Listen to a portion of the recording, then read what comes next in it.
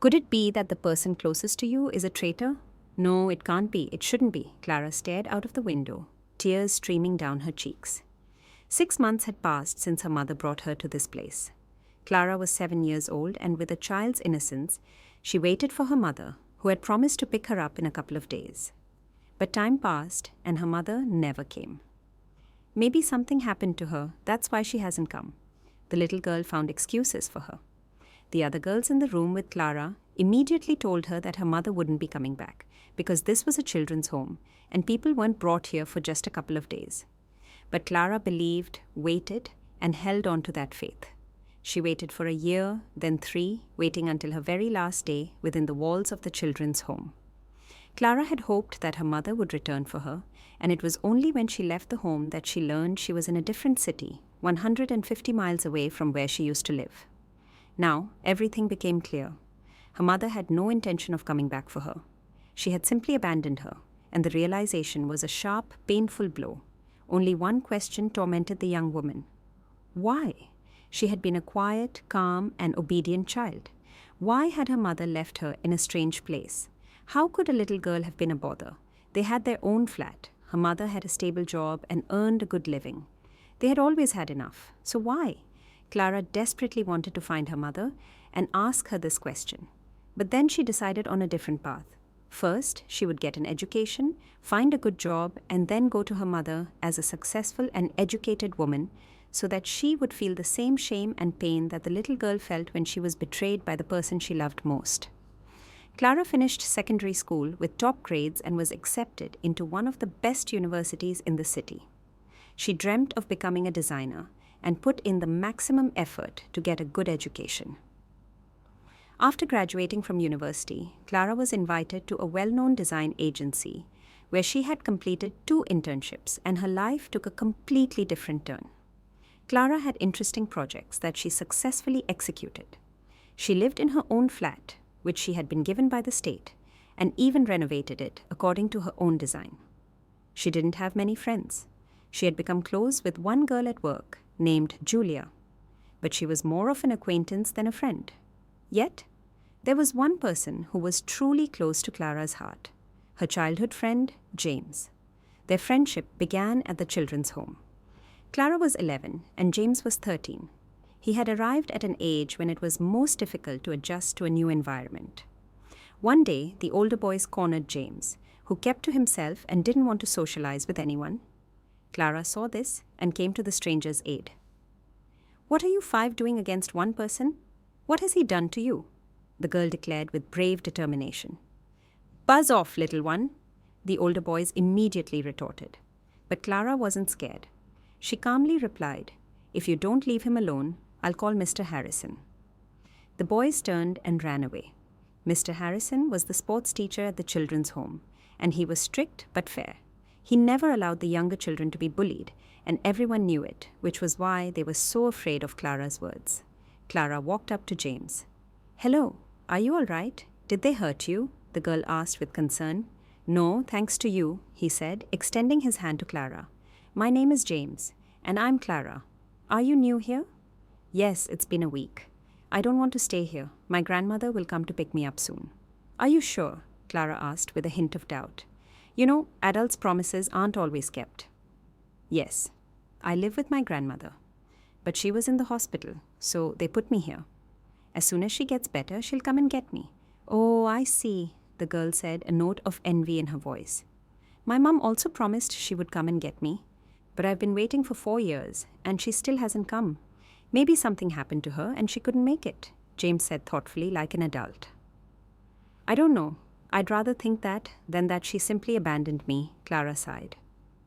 "When I grow up, I'll definitely find her and ask her. I don't even remember my parents.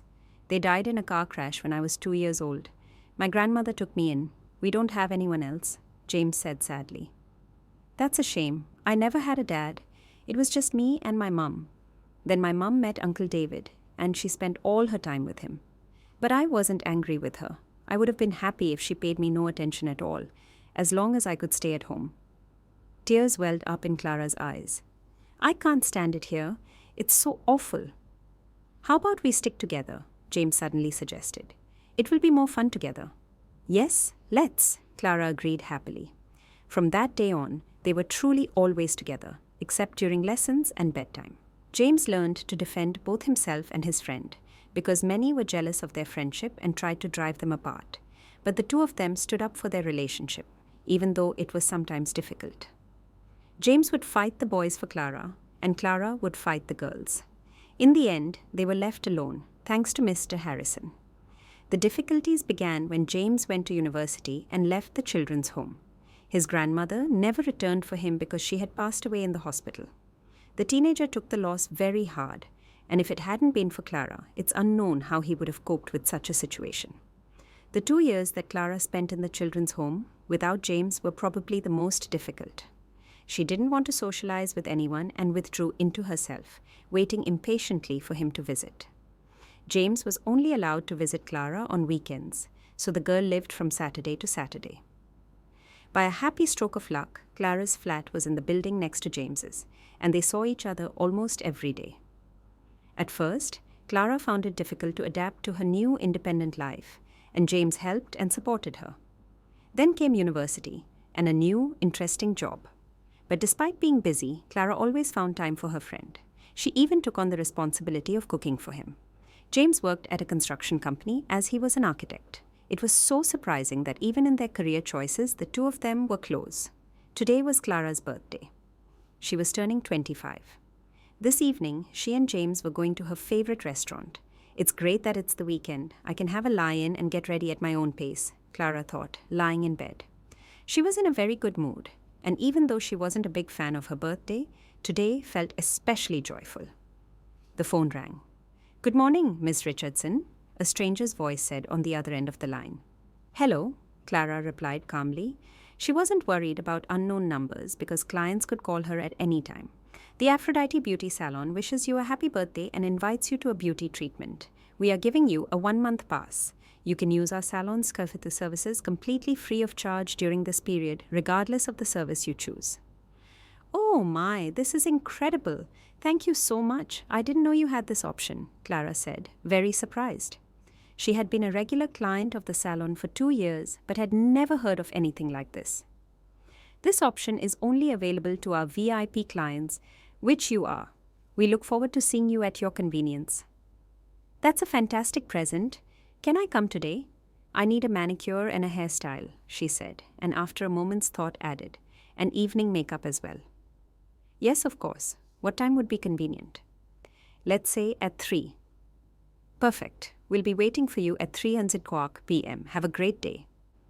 What a gift! This is a great start to the day, a happy Clara thought. Then the congratulatory calls from her colleagues started. Clara couldn't even get to the bathroom to wash her face and take a shower. Her phone wouldn't stop ringing. Julia called and wished her a happy birthday too.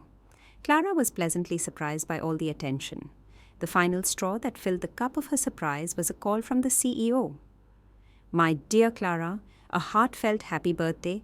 I wish you good health, endless energy, professional success, and immense happiness.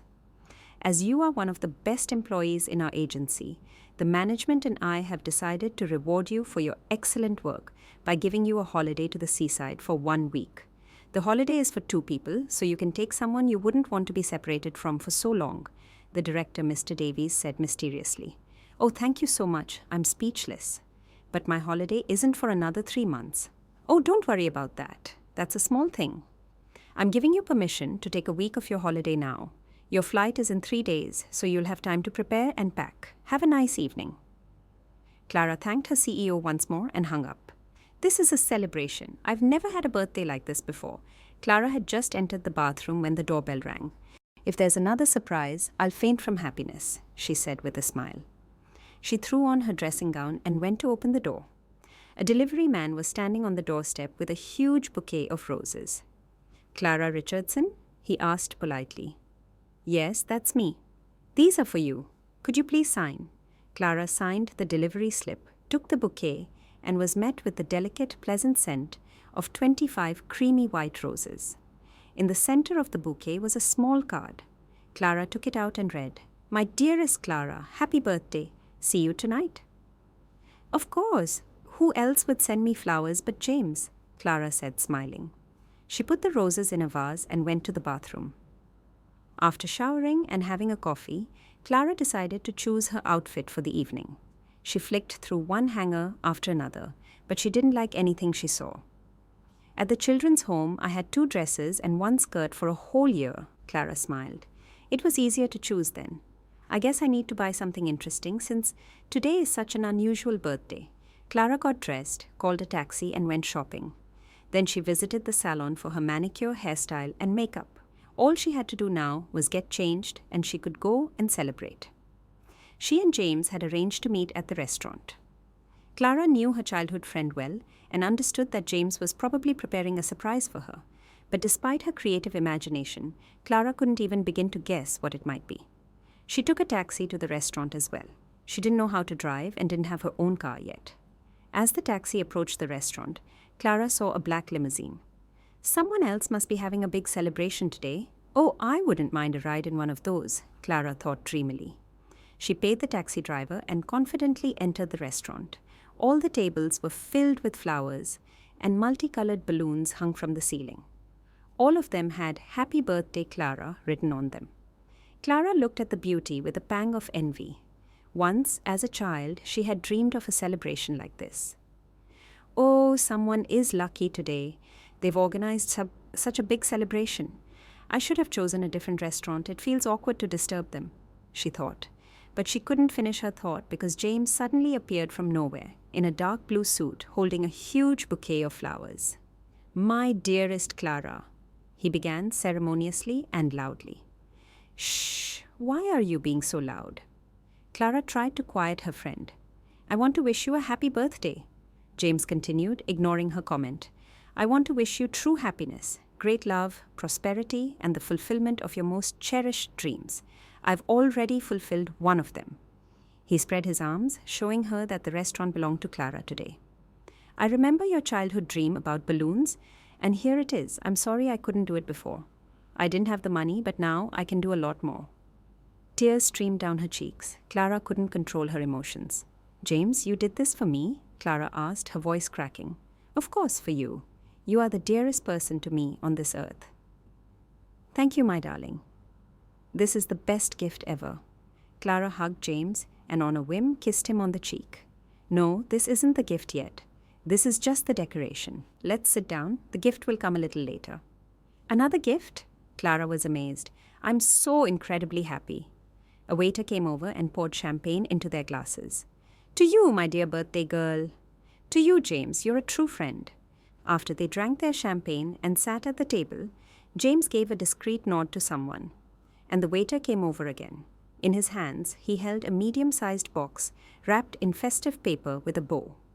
James took the box and gave it to Clara. "This is your gift. Please open it now." Clara, with a child's impatience, began to unwrap the gift.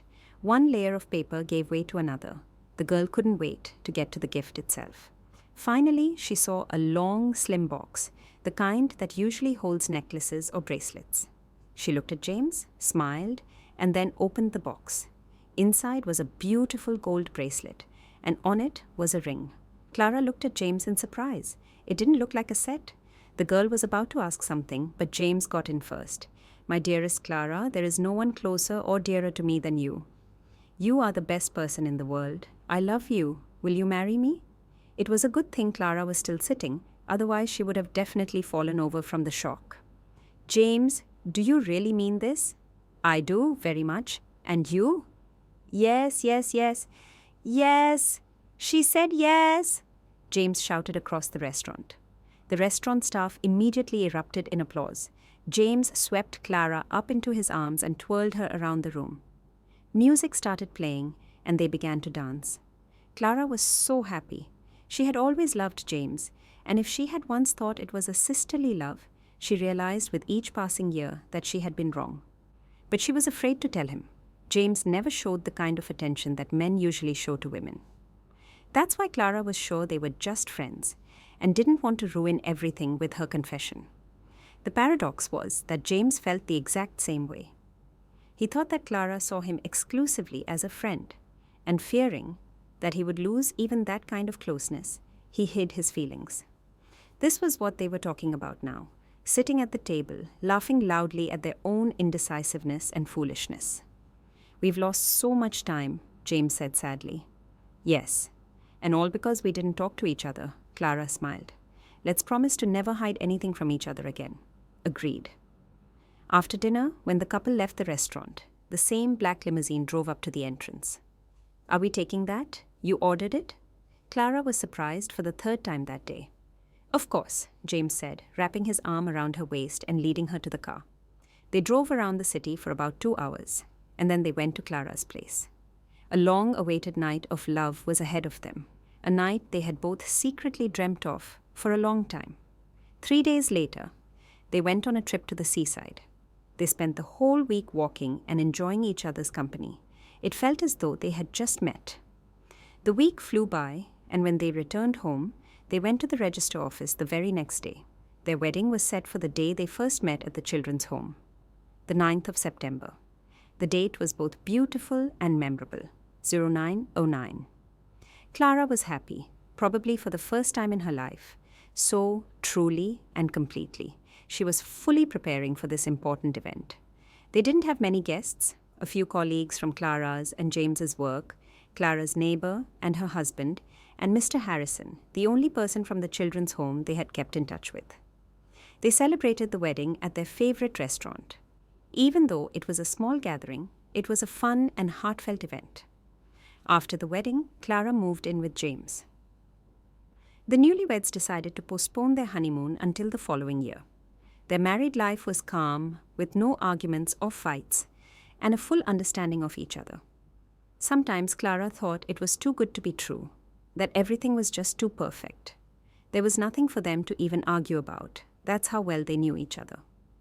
A year passed.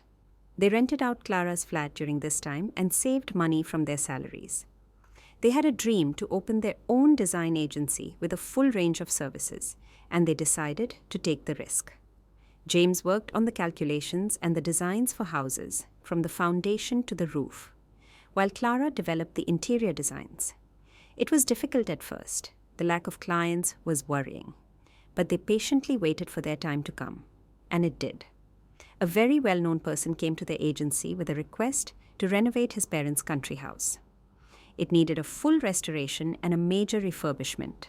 The couple got to work, and a week later their project was approved. And then James had an idea. "Listen, Clara, we can do more than just design the projects. We can also carry them out ourselves. We need to find a construction crew that will work with us, and we'll be set. What do you think?"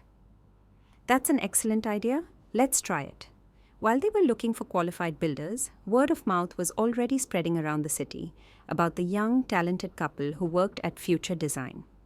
James managed to find 2 versatile construction crews ready for a permanent partnership, and business boomed. They designed the projects and brought them to life themselves. Over 6 years, their agency grew into a successful construction company with its own team of architects and designers. The couple was happy. The only thing that had been upsetting Clara lately was that she hadn't been able to get pregnant. James comforted his wife and told her that they had plenty of time.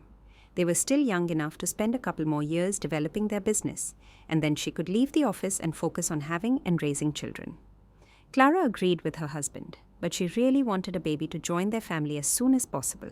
She even got herself checked out to make sure everything was all right. The doctor reassured her and said that she could have children and that she just needed to be patient. Everything had its time. Another year went by, but the situation hadn't changed, and Clara started to get seriously worried. She convinced James to get checked out too. "James, please, for me and for my peace of mind, just do it." "Clara, that's silly. We can have children. It's just not the right time yet." "Is it difficult for you?" she asked, hurt by his words. "No, it's not difficult. I just don't understand why we're making a big deal out of it. The doctor told you everything has its time." "Yes, she told me that, but she didn't tell you. You haven't been checked." "All right, I'll go to my doctor on Wednesday and have all the tests you want." Clara walked up to her husband and hugged him around his shoulders. "Thank you. It really means a lot to me." "All right, we've decided. Now tell me, where are we celebrating your birthday?" "I don't know. To be honest, I don't really feel like celebrating." "What?" James was surprised. "Maybe we can just go away somewhere for a couple of days, relax, and get a change of scenery. I think I'm tired." That's not surprising. We've been working a lot lately, James agreed. I'm tired too, to be honest. Let's celebrate your birthday and then fly to the Highlands for a week. We've always wanted to go there, haven't we? What do you think? I'd love that, Clara immediately agreed. There were only a few days left until her birthday, but neither Clara nor James had any idea what would happen on the eve of the celebration. After work, Clara had to stop at a boutique to pick up a dress she had chosen and ordered from a catalogue. James had convinced Clara to invite their colleagues to the restaurant to relax and unwind, especially since it was her birthday. Clara was very popular at work. She was good-natured, considerate, and fair. That's why everyone at the company called her our Clara. Clara walked into James's office. Will you be long? I need to get the dress in time. Sweetheart, 5 minutes and we'll leave. I haven't forgotten about the dress. All right, I'll wait for you by the car then.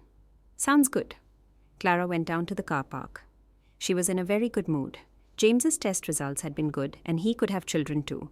They had even been checked for compatibility and it was very high. We just need to be a little patient, Clara told herself. She looked around and waited for her husband. 15 minutes passed, but he still wasn't there. James had a problem. He was unable to manage his time effectively and was often late, though only by 5 or 10 minutes. Even when he had business meetings, he would write the time in his planner a half hour early so that he wouldn't be late. Will you ever learn to be on time? Clara said with a smile when she saw her husband approaching. It's my one flaw. I can't help it. Hopefully it's not too critical. You're not going to leave me because of it, are you? He joked, hugging and kissing his wife. Don't be silly. Why would I leave you? Come on, let's go, or we really will be late for the boutique. They made it to the boutique in time. Clara tried on the dress and was very pleased. The chosen style perfectly accentuated all the best features of her figure, and even though she had gained a few pounds lately, the dress successfully hid it. Happy, she got into the car and put the bag with the dress on the back seat. Hey, let's grab dinner somewhere, James suggested. Let's. I really don't feel like cooking today. Clara agreed.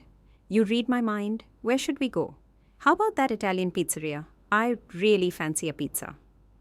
Easy, James immediately agreed and drove away from the shop. On the way, they discussed their upcoming trip and where they wanted to go. James had once been to the Highlands and knew a little about the local sites. Clara had only ever dreamed of visiting that beautiful region of England. You have no idea how beautiful it is there, James said. You'll love it. I've been trying to convince you to go for a long time, but you always said no. I said no because I had a lot of work, as you know. But now we can afford this trip, both in terms of time and money. I can't wait for this trip. It's going to be so... He didn't finish his sentence. A bright light and a powerful impact interrupted his words. James didn't even understand what had happened. He opened his eyes and hospital walls surrounded him. A man of about 45, with a cast on his leg, was lying on the next bed. Excuse me, where are we? He asked faintly. He's woken up. The man next to him smiled. We're in the hospital, mate, the hospital. And my wife? Where's my wife? I don't know anything about that. Just don't get yourself worked up. The doctor will tell you everything now. He reached over and pressed the call button for a nurse. A minute later, a nurse rushed into the ward. Seeing that James had regained consciousness, she ran out, shouting, He's awake! Get Dr. Williams! A couple of minutes later, a doctor came into the ward and leaned over James. Do you remember your name? He asked loudly. Of course, it's James, and please don't shout. My head is killing me.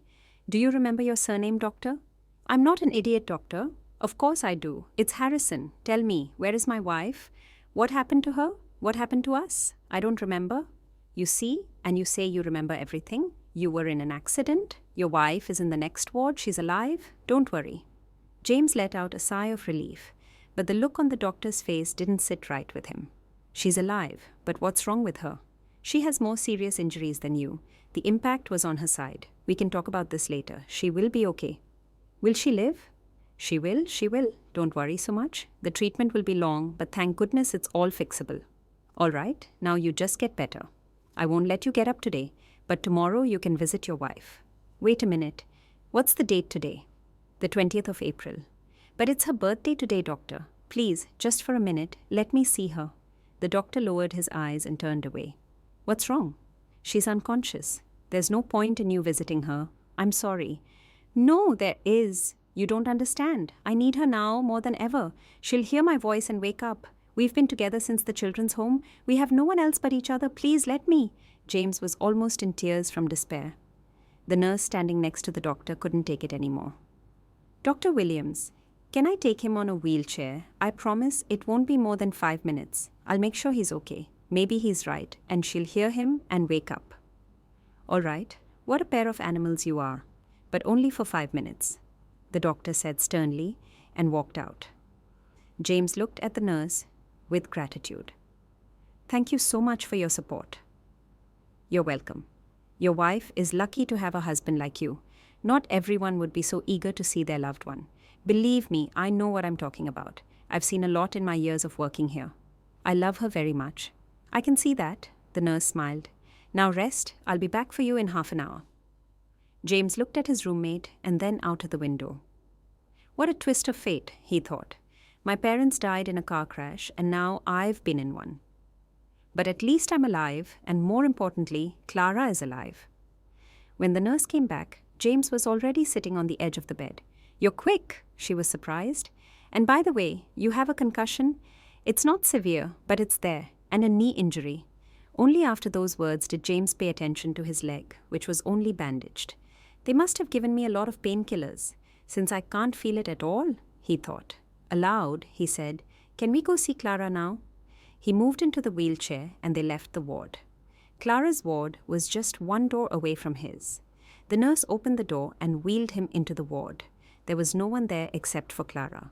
They came closer, and James could now see his wife, a huge bruise on her cheek and shoulder, her arm in a cast, and tubes coming out of her mouth. It was a terrifying sight, especially when you're looking at someone so close to you. What's wrong with her, Mary? He had already read the nurse's name on her badge. What you see is nothing. That will heal in a couple of weeks. Your wife has a spinal cord injury. The doctors are deciding what to do. The most important thing is for her to regain consciousness now.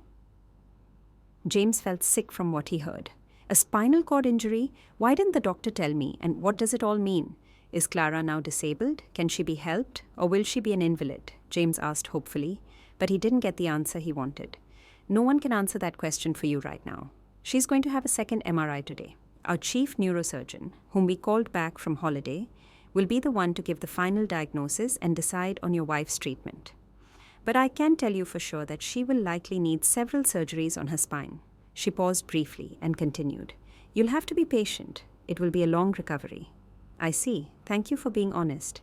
The most important thing is that she is alive. We can handle everything else. I hope so, Mary said quietly.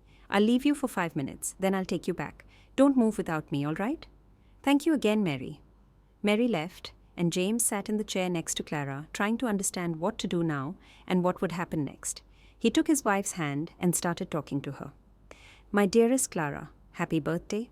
This is the day you must wake up. You have to. I love you so much. I can't live without you. You know that. We'll get through this, but you have to wake up and tell me you love me. Everything else is fixable. He fell silent and looked up. I hope so. Suddenly, he thought Clara had squeezed his fingers. Just at that moment, Mary walked in. Mary, she squeezed my hand, James said excitedly. Are you sure? The nurse was surprised. You might have imagined it because you want it so badly. At that moment, they both heard a soft sound coming from Clara. Mary quickly flew out of the room. A minute later, there were 3 doctors and 2 nurses in the ward. James was taken back to his ward and asked to wait patiently. It was the longest half-hour of his life. James thought his heart was beating so loudly that he could hear it in the corridor. Dr. Williams came in. You were right, James. Your presence worked. Clara has regained consciousness. The doctor saw that James wanted to ask something, but he raised his hand and stopped him. Hold on with the questions. Let me talk first. Your wife has a serious spinal injury. In a couple of hours, we'll take her for an MRI. Our neurosurgeon will be here and will decide what to do next. But I'll be honest with you, the situation is very complicated. The doctor fell silent, and James tried to control his anxiety to ask the most important question. Just tell me the truth. Will she walk again? I don't know, to be honest. Let's wait for the results of all the tests, and then I'll tell you what to prepare for. He sat on the edge of the bed and looked at James closely. And now, you answer me honestly. Do you love your wife? Are you ready to fight for her and with her? This is a very important question. I love my wife, and I will be with her no matter what your verdict is, James said with confidence.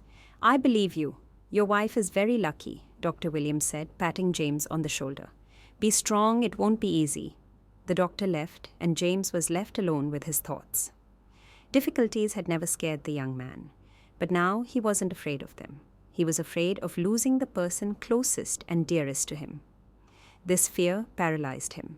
It came in waves, and at one point, James even felt like he was suffocating. He had never been so scared in his life. I have to pull myself together. Clara can't see me like this. She'll see right through me. On the contrary, I need to get it together and show her that I believe in her, that I believe she will cope, because I will always be by her side. I need to calm down and wait for the neurosurgeon's conclusion. Maybe it's not as bad as they say. But the reality turned out to be more frightening than James had imagined. In the evening, Mary came into the ward. The expression on her face was very tense. She stood by the door and looked at James. Please, for God's sake, just speak. The silence is worse, he asked. The news isn't good, she said quietly. Your wife has paralysis of her lower limbs. Her spinal cord is affected and there is a pinched nerve in 6 places. She'll need a very complicated surgery, but no one can give you any guarantees. She paused and looked down. It's very likely that your wife will never walk again. I'm sorry. If he had been hit over the head with something heavy, the effect would have been less than what he had just heard. Tears streamed from James's eyes. He hadn't expected it. The last time he had cried was in the children's home, when he had gotten into another fight over Clara. But now he was in so much pain that he couldn't stop.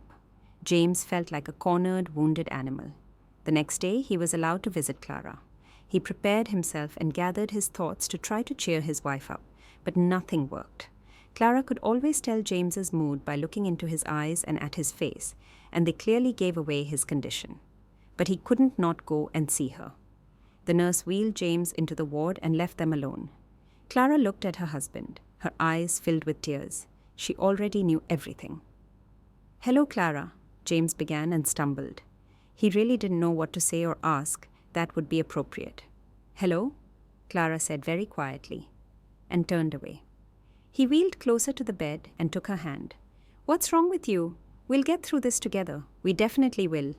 He tried to cheer her up, but he himself didn't really believe his own words. Do you really think we can get through this? Clara asked, looking at her husband with a searching expression. Of course, James replied, almost confidently. You know, a long time ago, I heard a saying, if a person wants to live, medicine is powerless. You want to live, don't you? You're not going to leave me, are you? Clara smiled sadly and turned away again.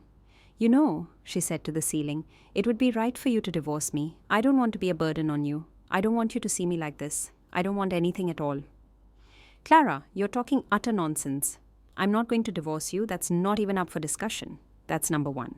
Number 2, we have enough money to make your life comfortable, even if you have to. He stumbled, not knowing how much Clara knew about her condition and her future prospects. Even if you have to be in a wheelchair for a while. For a while, Clara suddenly became angry. For a while, I'll be in this chair for the rest of my life. And don't pretend that they didn't tell you that. You know perfectly well that I hate it when people feel sorry for me. I don't need your pity or your sympathy. I need your love. But you can't love a cripple completely. Don't try to convince me otherwise. James was even offended. So you're saying that if I was in your place, you would leave me and divorce me? Clara turned and looked him straight in the eye. Of course not. Then why do you think I'm that way? She thought for a minute. Because men are different. That's the only thing Clara could come up with. Who told you such nonsense? So men can't love truly? They can't care and look after someone? All men are traitors? James was angry. I didn't mean that. It's just that men have certain needs, and they rarely stay faithful to one woman for a long time. Then you're not going to speak for all men. I know things won't be the same as they were before. But we'll find a way to make it work. And what about a child? What about a child? There are surrogate mothers. We can adopt. That's a solvable problem too. So you're ready to stay with me despite my problems? Tears streamed from Clara's eyes. Of course, you silly girl. I don't understand how you could think that I would betray you. And remember, we can do this together. A week later, Clara had her first surgery. The results weren't what the doctors had hoped for. The decision was made to perform a second one in 2 weeks and then another one. Over the course of a year, Clara had 6 surgeries. As a result, she regained some feeling in her legs. She could even move them a little, but a full recovery was out of the question, and there was no prognosis for one either. During her last examination with the neurosurgeon, they found a tumor on her spine, and that was the final straw for her. I don't want any more surgeries. I've been living in hospitals for over a year. I'm tired of it. I want to go home. But you need to be tested to find out what kind of tumor it is. The doctor protested. Do you hear me? I don't want anything else. I want to go home. It seems like the higher powers have decided it's my time to go, so one problem just keeps following another. It's how it's meant to be. The conversation is over, Clara concluded. She called James. James, please come and get me today. I want to go home. Home? Have you finished the tests? Yes, I want to go home. Of course. I'll be there in an hour. During the time Clara was in the hospital, James had built a house and equipped it to be as comfortable as possible for Clara. Clara knew nothing about this. It was a surprise. So when James picked up his wife and drove in a different direction, she was very surprised. Darling, where are we going? Home, of course. It feels like you're driving the wrong way. Clara, do you have any patience at all? James smiled. From where? You know I've never had any. Clara smiled back. Over the last year, she had calmed down a bit and gotten used to her new condition. She was almost her old self, except that she couldn't walk. Sometimes she would move around with a walker, but not for very long. Her legs would get tired very quickly. They drove up to the gate, which opened automatically. Clara looked at her husband in surprise but said nothing. The car drove into the drive. The yard was large, with a lawn and a small garden. In the distance, a pool was visible and a gazebo was nearby. The house itself was a single-story but large building. James helped his wife out of the car, put her in the wheelchair, and took her on a tour of their new home. Look, here's our large living room. Here's the kitchen, the toilet is there, and the bathroom is next to it, James explained. This is our bedroom, and the guest room is next to it. And what's that door over there? Clara asked, pointing. That's your office. I thought you would want to continue your work, and it will be comfortable for you. The office was indeed set up for Clara. She smiled. You're so clever. Thank you so much. Yes, I definitely want to work. They left the office. And what's in there? That's a room for staff, James said, and he noticed Clara's disgruntled look. Wait, don't be angry or stressed. It's for a housekeeper. You'll be working, so when will you have time to take care of the house? Like any working person, you'll get tired, so I decided we'll have a housekeeper. I don't see anything wrong with that. All right, but can I choose her myself? Yes, you can. But I've already found a woman. You can talk to her first. All right, Clara agreed reluctantly. How old is she? 52, James laughed. Are you jealous? You know, God protects those who protect themselves. I don't need any of those fashionable girls around here, Clara said with a huff. Clara didn't know that James had not just chosen a housekeeper. He had found a woman with a medical degree who had experience in caring for disabled people, and he had strictly forbidden her to mention that she was a medic. Life took on a new direction. James went to the office, Clara worked from home, and Kira took care of all the housework. Clara liked Kira. She was a simple, kind woman and very pleasant to talk to. Sometimes they would just sit in the living room for hours, chatting over a cup of tea. Clara told Kira about her life, starting from the moment she was put in the children's home. But did you remember your mother? Did you never want to find her and ask her why she did it? Kira asked. I did, very much. And then I suddenly changed my mind. What would I say to her? That I hated her my whole life? That she's a traitor? You can't do that to children. What's the point? My life won't be rewound and it won't change. That's true, I understand you.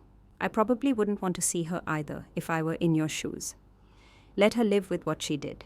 You know, Clara, I'm not a very religious person, but I do believe that there's a higher court or something like that, and everyone gets what they deserve. It's bound to happen. Day after day passed after Clara returned to her new home. 6 months went by. One morning, she woke up feeling very unwell. Clara called for Kira. Maybe we should call a doctor? Kira suggested. What's the point? They've already done everything they could. Clara, I'm sorry, but you were wrong not to have the tumor checked. Maybe it's benign and it could have been removed. Kira, I'm tired of all the surgeries, the treatments, and the rehabilitation. I want to live at home for as long as I have left. I understand, Kira said sadly. She had seen a lot of terminally ill people in her life. A week later, Clara's arms began to fail, and her legs stopped responding completely. Clara sank into despair. She spent the whole day in her room, refused to eat, and stopped working completely. James couldn't bear to watch his wife suffer and started staying at work late more often. He would explain it by saying he was swamped with work, but Clara wasn't stupid and knew the real reason. Kira watched her young boss with a heavy heart. She knew that Clara had to fight, but she saw that Clara had given up and wasn't even trying to do anything. Any attempts to talk to her or just socialize were in vain. One day, Kira was coming back from the shops with groceries. She got out of the taxi and saw a man of about 60 standing by the gate, trying to look over the fence. Kira was on high alert. This was an exclusive neighborhood, and strangers didn't just wander around here. She looked at the man sternly and asked, "Can I help you?" "Excuse me, do you live here?" "I work here. Who are you looking for?" "I'm looking for Clara Richardson. Does she live here?" Kira was surprised. She knew that was her boss's maiden name. "Clara Harrison, née Richardson, lives here." "Why are you looking for her? How long have you been working for them?" "Can we talk about this for a minute? It's not something I can tell you in a minute. I don't have any bad intentions." Kira looked the man up and down. He had a gentle appearance and looked the least like a rogue. Instinctively, Kira decided she could trust him. At the very least, she could listen to what he had to say. "All right, come inside." "My boss is resting anyway, and she won't come out. Clara is sick. You didn't know that?" "No." "All right, let's talk inside." They went into the kitchen. The man waited patiently while Kira unpacked the groceries and said nothing. "Would you like some coffee?" "Yes, I'd like that." Kira made them coffee and sat across from the man. "So, what is so important and urgent that you want to tell me? What's your name, by the way?" "My name is Victor," he said. "It's a pleasure. I'm Kira." "So, what do you want, Victor? Clara isn't in a state to have visitors, frankly." "I'm Clara's father," the guest said frankly. Kira almost dropped her coffee cup. "Father? And where were you, her father, when your daughter was in the children's home? When she was suffering so much? When she needed a family? Where were you?" Wait, don't attack me. I found out about her existence 2 months ago. How is that possible?" "I'll tell you everything if you have the patience. Then you can decide if I'm to blame or not, all right?" "All right, just please keep it down. I was with Clara's mother many years ago. I loved her very much, but she chose someone else. I didn't have as much money as she wanted, so she rejected me. Of course, I was very upset and distraught, and then I decided to leave the city to forget her as quickly as possible. I ended up abroad, where I earned some money and returned to the country, but not to my hometown. I went to London. I got a job at a clinic there. I didn't mention it, but I'm a rehabilitation doctor. I have a lot of experience, especially European experience, so they took me without question. 2 months ago, my sister, who still lives in our hometown, called me and told me that Irene Richardson, Clara's mother, was looking for me.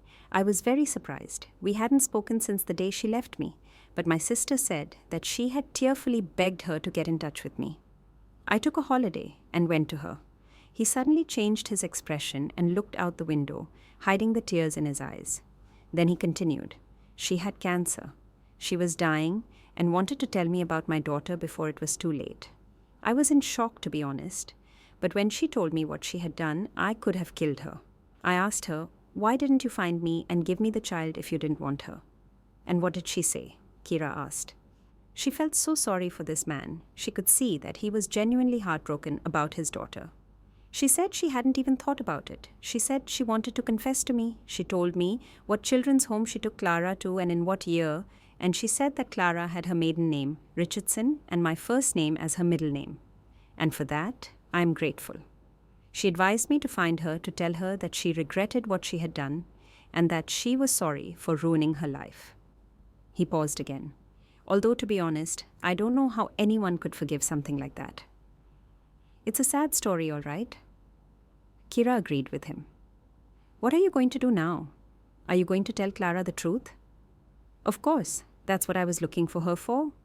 I'm not to blame for this. I didn't know she existed. I think she's a grown woman and will understand. Do you think she'll be happy to see me? I don't know, to be honest. Right now, she doesn't want to see anyone at all. You didn't tell me what happened to her? Kira told Victor everything she knew about the accident. Victor's face changed a couple of times. He was angry at the doctor's actions and asked questions. When Kira finished her story, he sighed heavily and asked, "Can I see her?" "Victor, I think we need to prepare Clara somehow." Just then, the phone rang from Clara's room. Kira ran to the room. "Clara, what's wrong?" Kira asked, startled. "Kira, call a doctor. I feel really unwell." And then Kira decided to take advantage of the situation. "You know, I broke our agreement. I'm so sorry. My brother, who is a rehabilitation doctor, came to visit." "I don't care. Just get someone. Call him in." Kira ran out and called Victor, warning him to not use her name and to address her by her first name. "Why?" Clara's father didn't understand. "Listen, we can talk about all the questions later. Do you want to help your daughter or not?" "Of course I do." "Then just do what I tell you." Victor entered Clara's room. He hadn't imagined their meeting like this, but now the situation was so dire that he had no choice. He walked up to the bed and looked at his only child, who was practically dying. The father's heart ached with pain, but now he had to pull himself together and try to help her in any way he could. "Tell me, where does it hurt?" "Everywhere," she said. He started examining Clara. He could clearly see the problem areas from her reactions. "How long have you been like this? Like, really like this?" "About 2 weeks." "I see. Can you move your arms?" "I can." "Can you do it, please?" Clara moved her arms. "And can you lift them up?" "I'll try." Clara lifted her arms up but immediately let them fall weakly onto the bed. "Your hands are numb. That's why you can't hold them up, is that right? And what about your legs? Do you not feel them at all? Was it like this right after the accident?" Kira tensed up. What if Clara noticed and asked him how he knew? Kira decided to come to her brother's aid. "Clara, I told him everything. I'm so sorry." "It's all right, Kira. It's not a big secret," Clara said, and turning to her father replied, "At first, I didn't feel them at all. Then, after several surgeries, I even tried to walk with a walker. But then they found a tumor in my lumbar spine. And with each passing day, my legs stopped working. Now I can barely control them." Victor looked at Kira in surprise, then at his daughter and asked, "So you could walk after the surgeries? Did I understand that correctly?" "Yes, that's right. With difficulty, slowly, but I could." "Can I see your back?" "Yes, of course." Kira helped her boss turn onto her side, but Victor asked her to lie on her stomach. He spent about 20 minutes examining his daughter's back. He pressed on some places to check her sensitivity. He examined the tumor on her lower back and suddenly said, "I can help you. You will walk again if you trust me and are patient." Kira almost fell over in surprise. Clara quickly turned onto her side. "See, you can do that yourself without Kira's help. Listen to me very carefully. You need a good course of manual therapy, special exercises, some medicine, and a lot of patience. And I promise you, you will walk again." "Excuse me, what's your name?" "Victor," he replied calmly, not feeling any foul play. "I thought you were Father Christmas," Clara said with obvious sarcasm. "The doctors made it clear to me that I had no chance of walking again, and little chance of even surviving. Why are you tormenting me? Why are you giving me false hope? I don't understand." "I'm not tormenting you at all. I stand by my words. You can read reviews about me on the website of the London clinic where I work," he said, giving her the name of the clinic. Clara looked at this stranger in surprise and wondered whether to believe him or not. "To prove that I'm not just talking, I'll do something, and you'll see what happens. Just trust me." "All right," Clara said defiantly. Victor bent down and pressed on a spot under her knee. Clara's leg jerked and she laughed. "That tickles."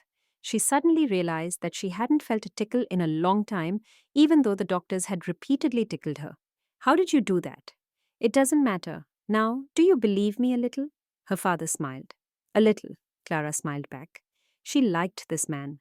He gave off an incredible warmth, even from his hands. Kira and Victor left the room. "Did you really say that?" Kira asked. And do you think I would lie to my own daughter? I don't know. This is the first time I've met you. I understand. I'm not a very trusting person myself. Victor smiled. I'll be back tomorrow at 9. Please tell Clara. I need to buy some medicine and some things for the therapy. All right. We'll be waiting for you tomorrow, Kira said, looking at Victor with gratitude. And thank you for giving her hope. It means a lot. Stop it. She's my daughter, and I'll do everything in my power to help her get back to her normal life. That's my duty. He left, and Kira returned to Clara's room. Do you think he can really help me, Kira? I want to believe him so badly. Clara, I think if you believe in him and help him in every way you can, then together, you will definitely succeed. I'll try my best, and I have hope now. But let's not tell James yet, all right? I don't want him to know before it's time. Of course, whatever you say. The next day, Victor came back at 9 as he had promised. After having coffee with Clara, they started the therapy with a massage, followed by a very short set of exercises. Despite Clara's eagerness to get better as quickly as possible, Victor strictly forbade her to do anything on her own without his knowledge. Clara, remember, we need a result, not speed. You are not ready for serious physical exertion yet, and you won't be for a long time. We need to do everything gradually and correctly. Otherwise, the opposite could happen. You don't want that, do you? No, of course not, Clara agreed. Then do what I tell you, and only in the amount I tell you. Do you promise not to do any exercises on your own? I promise, Clara smiled. I'm not my own enemy. Good then, I have a question. Can we do this on the weekends? Only on Saturdays. James is at home on Sundays, and I don't want to tell him about you yet. All right, then we'll do the following. On Sunday, you'll do the exercises under Kira's guidance. I'll write a plan for her and ask her to supervise you. I think you'll be able to keep your husband busy for an hour, right? Of course. He likes to sleep in the afternoon. He gets very tired and often doesn't get enough sleep. So on Sundays, he makes up for the whole week. Perfect. So they worked 6 days a week, massages and exercises with Victor, and on Sundays, exercises under Kira's supervision. There were no results yet, but only 2 weeks had passed. However, Clara could feel that her arms and legs were slowly getting stronger, and her mood was improving. But what upset her were her relationship with James. He was staying at work late more and more often, and today he had even stayed there overnight. Clara cried for half the night. Of course, she understood James, but she also felt sorry for herself. It turned out that his promise to be there for her was not being kept. He had only been able to handle it for a short time, and that hurt. Maybe he has someone else. A thought crept into Clara's mind, and that made her even more upset. The next day, when Victor arrived, Clara was in a very bad mood and didn't want to do the exercises. Her father immediately noticed her mood and asked quietly, "Does something hurt?" "My heart," Clara said sadly. Her father took her literally and asked with alarm, "Where exactly does it hurt? Have you had heart problems before?" "No," she said. "It doesn't hurt like that. I think my husband is having an affair, although I understand him, of course." Clara confessed honestly, surprising herself. The surprise was that Clara had never trusted anyone and had never talked about her life, let alone her relationship with her husband. "What nonsense! What makes you think that? He didn't come home last night. He's never done that before." "Clara, that doesn't prove that he has a lover. He's probably just tired. You have to understand that it's not just difficult for you, but for him too, and that's normal. Don't judge him or be angry. I think everything will get better in time. Are you just trying to calm me down, or do you really think so?" "I'm absolutely sure of it. Do you have a wife?" Clara suddenly asked. "No." "And children?" "Yes, a daughter. I only found out about her very recently, and it's killing me because I'm just afraid to admit to her that I'm her father." "Why did you abandon her?" No, I would never abandon my child. Her mother just didn't tell me that she was pregnant and ended our relationship, and to forget her, I left town. And now, after many years, I found out that I have a grown-up daughter. So tell her. Do you know where she lives?" "Yes, but I'm afraid. I think you're wrong to feel that way. I never knew my father. I didn't even know what kind of person he was. But if he knocked on my door right now and said, 'Hello, Clara, I'm your dad,' I would jump for joy. I understand." He got up from his chair and headed for the door. "Just 1 second." Victor walked out of the room. His heart was pounding like crazy. I think my blood pressure is 200, 150 right now, he thought, but he was determined to act. This is my chance. He confidently knocked on the door. Come in, he heard his daughter's voice say. Victor opened the door, walked into the room, and said, Clara, hello? I'm your father. Clara froze, staring at him.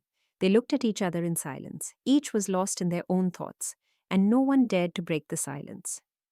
Victor was waiting for some kind of reaction from his daughter, and Clara couldn't believe what she had just heard. You're my father? Tears streamed down her face. How can that be? Victor walked up to the bed, pulled up a chair, and sat down next to her to tell her his life story. When he finished, Clara simply said, Can I hug you? Of course. I've been dreaming of this for a long time. You have no idea how happy I am that I found you. I wanted to find my mother, but then I changed my mind. But to have such a wonderful father, I couldn't have even dreamed of it. Thank you for coming. Thank you for listening and accepting me. I was so worried about how you would react.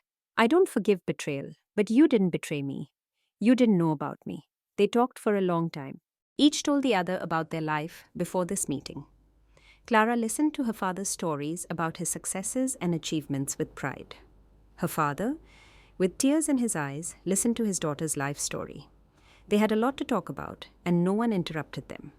They skipped the session that day for a good reason.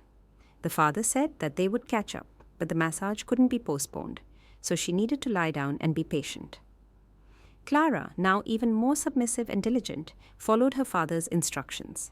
She no longer doubted that she would get better because she was being treated by the best doctor, who was more invested in her recovery than all the other doctors combined. After that, the sessions were much longer.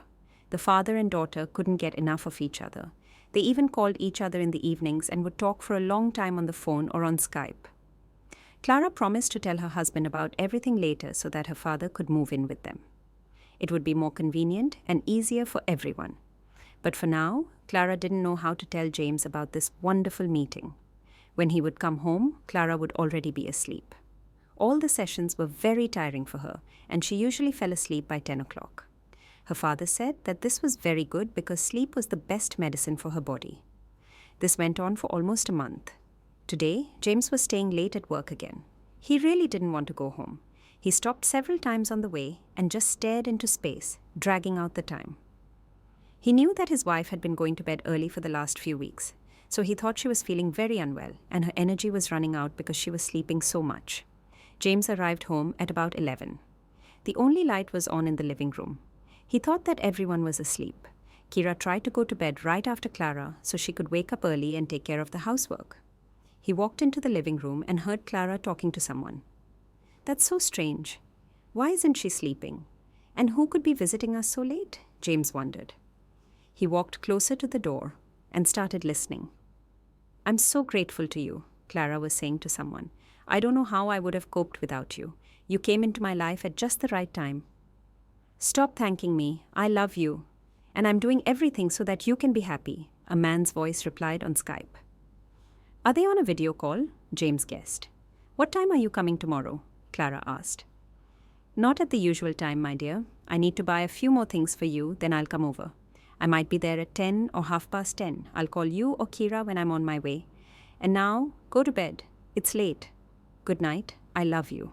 Good night, Clara said calmly, and those words sent a chill down James's spine.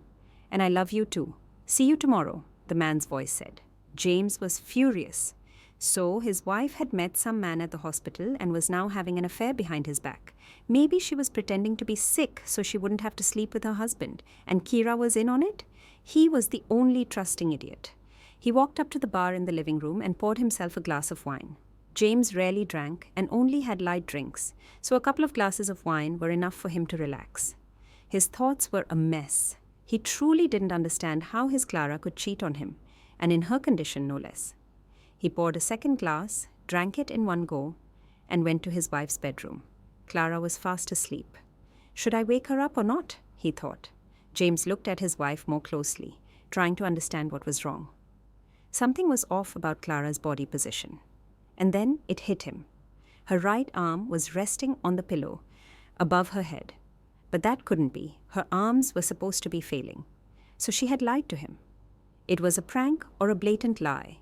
He was angry, so angry, and he couldn't think of anything better than to pretend he was going to work tomorrow morning and then come back after 10 o'clock to catch them in the act.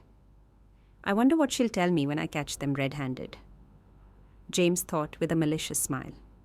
In the morning, he left for work as usual at 8. He told Kira that he would be home late today and that she didn't need to cook for him. Kira nodded in agreement and went to the kitchen. James looked at the housekeeper with anger. She's in on it too. She's probably laughing at me, he thought, making himself even angrier. Clara woke up at 9. She had a light breakfast with Kira and waited for Victor. Kira seemed a little secretive today. Kira, are you all right? Clara asked. Yes, everything is fine.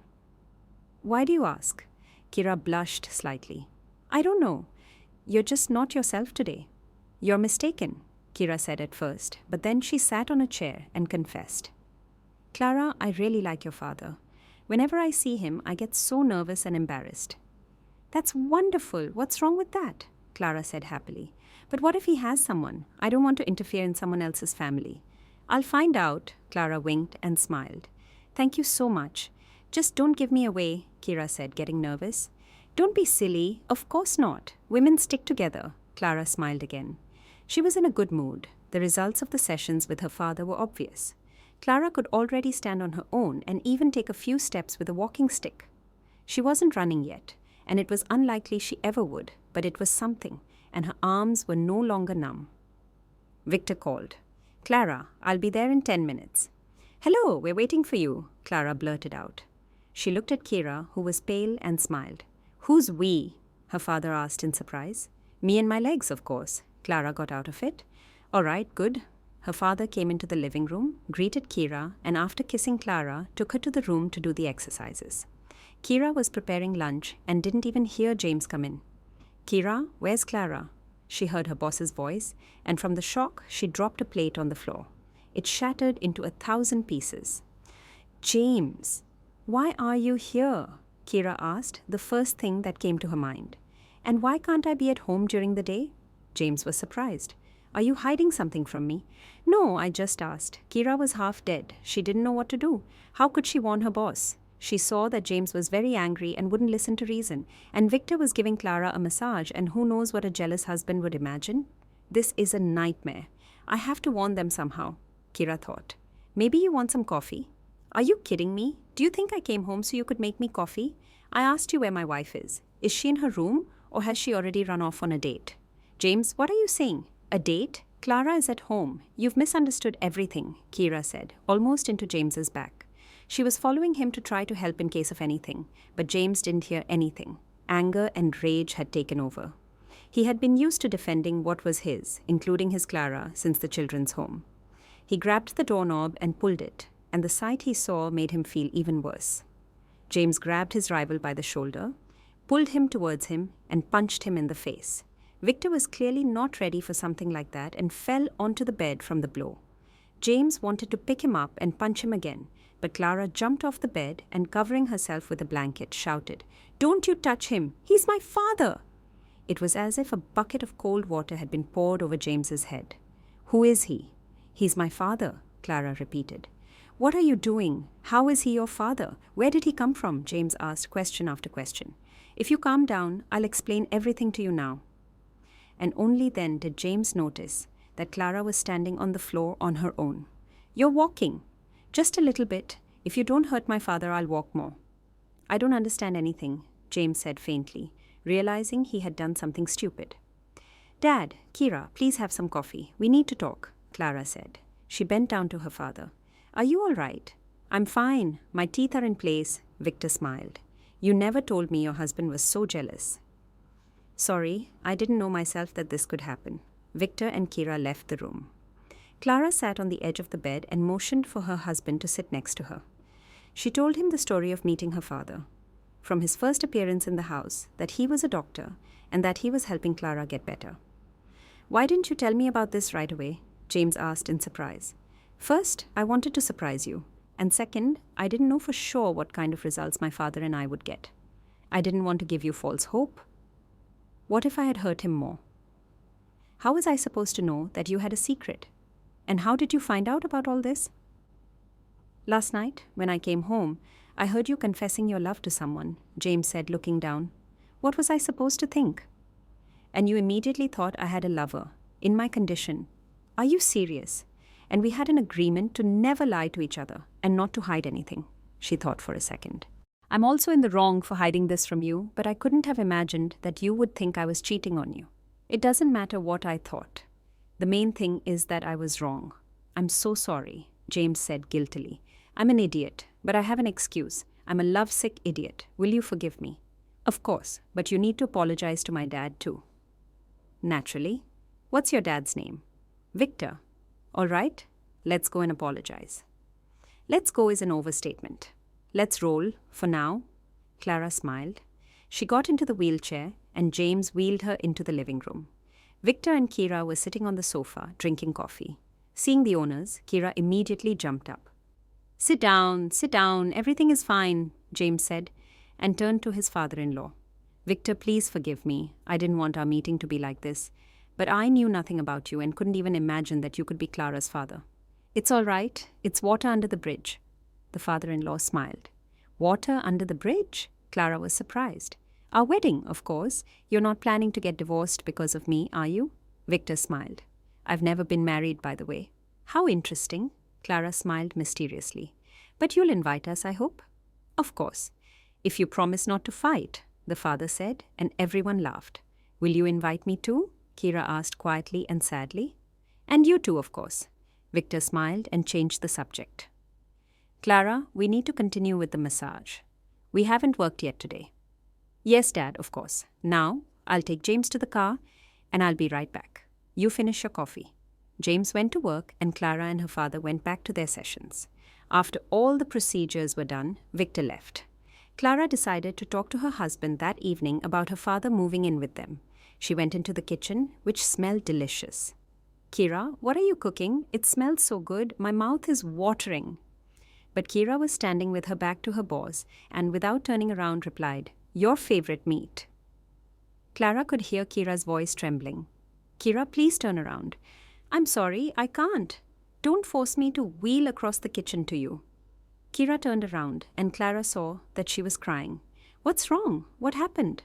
Don't you understand? Your father is going to get married, and for a moment I thought he liked me too. I think your tears are premature. There's no need to get upset before it's time. And when should I get upset? When he brings me an invitation? Kira, everything will be all right. For some reason, I think he was just joking about the wedding. Clara tried to comfort Kira. I don't think so. All right, feed me now, or I'll start chewing on the table. Clara changed the subject. She convinced Kira to join her for lunch. Listen, today is such a good day. Let's have a glass of wine, Clara suggested. Oh no, I don't drink at work. Kira immediately refused. Kira, what do you mean at work?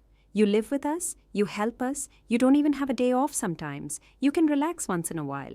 We'll just have a little bit. It's not good for me to have too much either. All right, just a little bit. She poured the wine and sat next to Clara. Just then the doorbell rang. Who could that be? Kira wondered. Please check. I'm not expecting anyone. Kira went to open the door. Victor was standing on the doorstep with a huge bouquet of roses. My dearest Kira, please, will you be my wife? He gave her the flowers and a small box with a ring. Kira took the box and asked, Is this for me? Tears streamed down her face. The ring was very beautiful. Kira took it out of the box and put it on her finger. Does that mean you agree? Of course, but I have one request. Is that all right? Victor asked hesitantly. Of course. What is it? Let's have the wedding when Clara can walk. It will only be a couple of months. Oh, that's no problem at all. Of course, we'll wait. Kira immediately agreed. Hey, future newlyweds, can you stop being so formal with each other? Clara laughed. Oh, that's right, Kira. How about we just say you? The father suggested shyly, like a teenager. Yes, let's. All right, I get it. You two are going to be all lovey-dovey for the next 2 hours, but there's wine poured for someone here. So, you planned this? Kira asked, turning to Clara. Of course, he's my father. Clara smiled. All right, you two celebrate. I'm going to go and rest in my room. And one more thing, Kira. Stop being so formal with me. You're like a mother to me now. Then you stop being so formal with me too, Kira replied. I'll try, but it will be difficult, to be honest, Clara confessed, and went to her room. 2 months later, Clara was walking around the house on her own. Not quickly, but she was using a cane, not a walker.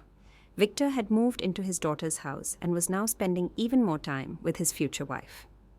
One evening, the men were sitting in the gazebo, talking. At that time, one question was bothering James. How could it be that the doctors had given up? But Victor had brought her back to life? You see, James, the doctors thought that Clara had a tumor on her spine. But it wasn't a tumor. It was a herniated disc. If it's not too far gone, you can fix it with manual therapy. If it is, you need surgery. It was a simple medical error. It's just that Clara had so many issues with her musculoskeletal system that they came to that conclusion. It happens. What would we have done without you? James asked. Stop thanking me. I did what I had to. She's my daughter, and I'm very much to blame for what happened, even though I'm not. The main thing is that we succeeded together. I thought it would take longer, but Clara is a star. She handled it much faster. James, I have a proposition for you. I know we need to discuss it with our women, but I wanted to talk to you first. You've got me intrigued. What is it? Oh, it's nothing. I just wanted to suggest that we build a bigger house. I'll sell my flat in London. That will be more than enough to expand. Clara won't be able to live without Kira's help anyway, and I'll be there for support. This house is too small for all of us. I don't mind, but let's ask the women first. The men went back into the house. Kira and Clara were sitting on the sofa in the living room, discussing something emotionally. It turned out they were talking about the upcoming wedding. Kira didn't want anything extravagant, but Clara was trying to persuade her to go for it. Kira, I really want you to have a great wedding. My father put me back on my feet, and you're an irreplaceable person to me. Is there something I can do for you in return? And why is it just you? I'm in on this too, James protested. Kira, I think it's better to just give in. Clara won't give up, Victor said. All right, Kira agreed. You've convinced me. And we wanted to discuss something with you too, the father began. We can't do it without you. Let's solve my problem first, Clara said cheerfully. She had changed so much lately. She wasn't just living, she was glowing from within. Your father suggested that we build one big house for all of us. Each of us will have a room, a couple of guest bedrooms, a kitchen, a living room, and your office. What do you say? Clara looked at her husband and father, feigning offense. Is something wrong? James was worried. It looked like his wife didn't like the idea. Something is wrong, Clara replied. When were you planning to start building? Tomorrow, if you have no objections, James immediately replied. All right, you can build it, but in 8 months you'll have to rebuild it, Clara said calmly, and winked at Kira, who already knew everything. Rebuild it? Why rebuild it? James was genuinely surprised. Why do you think? Because you didn't include a nursery in the list of rooms you mentioned, Clara smiled. James looked at his wife in confusion, then at his father-in-law, and shrugged. Do you understand something, Victor? I think so. In 8 months, I'm going to be a grandfather, and you're going to be a father, Victor shouted happily. Tears welled up in James's eyes. Clara, is that true? Are you sure there's no mistake? Yes, I'm sure. I went to the doctor yesterday, Clara smiled. James ran over and hugged his wife. This is great news. You're amazing. Oh, wait, can you give birth on your own? James asked nervously.